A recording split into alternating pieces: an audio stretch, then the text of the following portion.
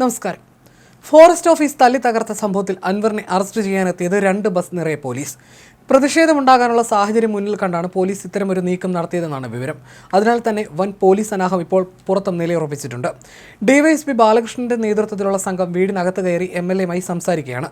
ജാമ്യമില്ലാ വകുപ്പ് പ്രകാരമാണ് അൻവറിനെതിരെ കേസെടുത്തിരിക്കുന്നത്. പൊതുമുതൽ നശിപ്പിക്കൽ, പോലീസിന്റെ കൃത്യനിർവഹണം തടയൽ തുടങ്ങിയ വകുപ്പുകൾ ചുമത്തി PV അൻവർ MLA ഉൾപ്പെടെ കണ്ടാലറിയാവുന്ന 11 പേർക്കെതിരെയാണ് കേസ്. PV അൻവർ MLA ആണ് ഒന്നാം പ്രതി. പോലീസ് ഉദ്യോഗസ്ഥനെ മർദ്ദിച്ചെന്നും FIRൽ പരാമർശമുണ്ട്.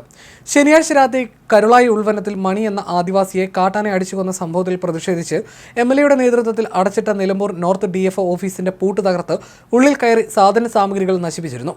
ജില്ലാ ആശുപത്രിയിലെത്തി പ്രതിഷേധിക്കുകയും ചെയ്തിരുന്നു. തുടർന്നാണ് പോലീസിന്റെ നടപടി. അതേസമയം അൻവർ പോലീസ് നടപടിക്ക് തയ്യാറാണെന്ന് DMK നേതാവ് ES സുഗു വ്യക്തമാക്കി.